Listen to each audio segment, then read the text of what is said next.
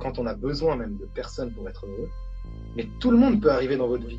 Vous allez choisir la personne parfaite pour votre vie, mais le bonheur, il va dépendre que de vous. Ouais. Attends 2 secondes, j'applaudis un petit peu parce qu'il est 20h. Voilà, c'est bon, vas-y. Non, je vais me canaliser, je te promets, je vais me canaliser, Vivi. Merci. Je suis Katia Edry, coach et thérapeute holistique. J'accompagne les femmes à faire de leurs blessures une force parce que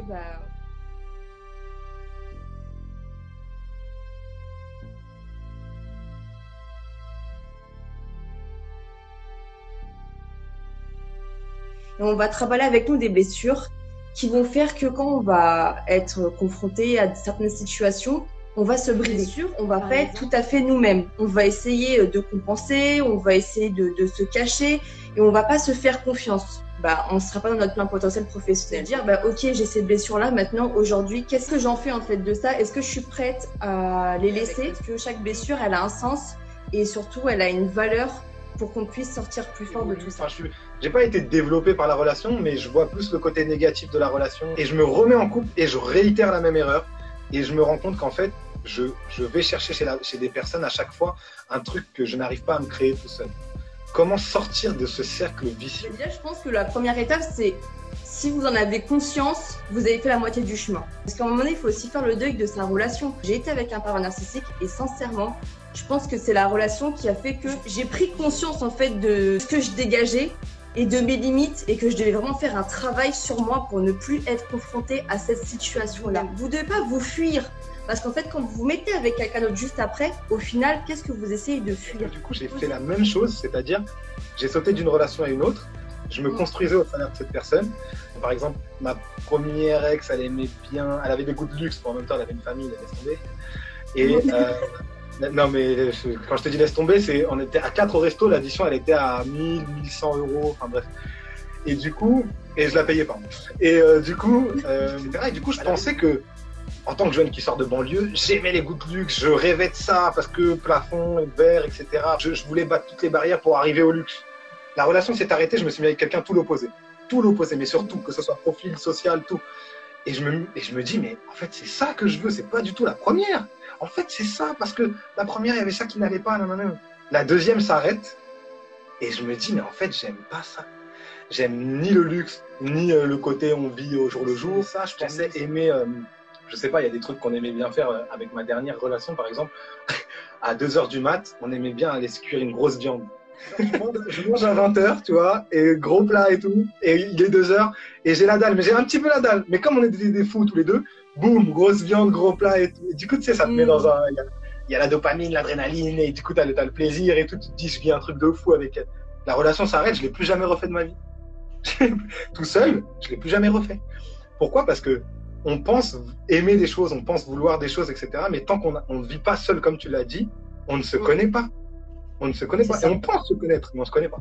Que quand vous mettez avec une personne, alors que vous n'avez pas compris certaines blessures et que surtout vous voulez compenser un manque en vous avec cette personne-là, vous lui donnez clairement, comme tu disais tout à l'heure, et j'ai bien aimé, ça m'a bien fait rigoler, les clés de votre voiture. Donc, c'est-à-dire de vous-même, pour que la personne, en gros, elle se barre avec. Si vous n'avez pas confiance en vous, vous allez vous mettre avec une personne. Le cas numéro 1, vous avez de la chance.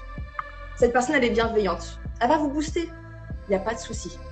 Mais le jour où elle part avec tout ça. Ça veut dire que vous repartez au point 0, si c'était même point moins 10. Parce que vous allez dire, je comprends pas, je me sentais super bien, je ne peux pas faire ma vie sans lui, il m'apporte ci, il m'apporte ça. Alors qu'en fait, c'est juste qu'il vous a juste fait prendre conscience de vos manques vis-à-vis de vous-même. Alors quand vous êtes avec une personne qui va être malveillante, par exemple un pervers narcissique, moi par exemple, pour vous être très transparente, à l'époque, j'avais pas du tout confiance en moi, je lui donnais clairement les clés. C'est-à-dire que au début, bien sûr, c'est la lune de miel, il va être là, t'es belle, t'es magnifique, machin. Du jour au lendemain, t'es une merde. Tu penses que t'es une merde en fait. Donc, tu dépends clairement de la vision que cette personne-là aura de toi-même.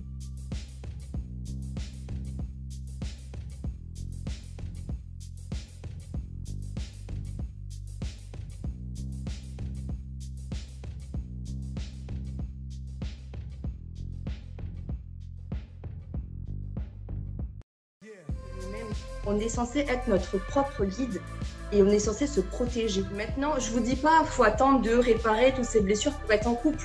C'est pas ça le but, parce qu'à un moment donné, avec des chats et compagnie. On a le temps. Mais juste, quand vous rencontrez une personne, posez-vous la question. Je me mets avec cette personne-là, pourquoi?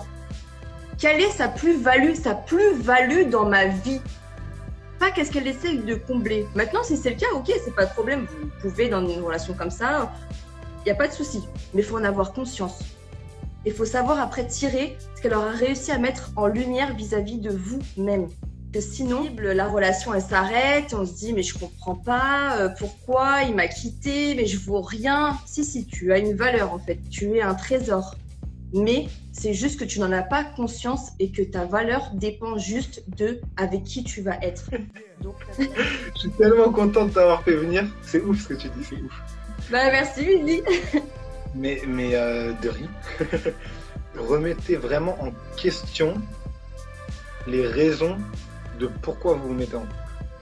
Pas pourquoi vous vous mettez avec lui, pourquoi vous vous mettez en couple. Pourquoi je me mets en couple. Vous voyez ce que je veux dire? Par exemple, les personnes qui sont célibes, je parle avec énormément de gens. Il y a une grosse partie qui me dit, mais ouais, je recherche, etc. Nanana, elles savent pas ce qu'il y a. Il y a une grosse partie qui me disent, mais je suis incroyablement heureux, là je peux pas.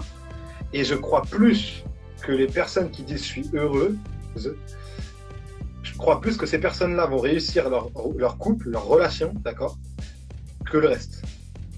Que celles qui veulent se mettre en couple mais ne savent pas pourquoi. Parce que quand on est heureux et quand on a besoin même de personnes pour être heureux, mais tout le monde peut arriver dans votre vie. Tout le monde peut venir dans votre vie. Vous allez choisir la personne parfaite pour votre vie, mais le bonheur, il va dépendre que de vous. Voilà.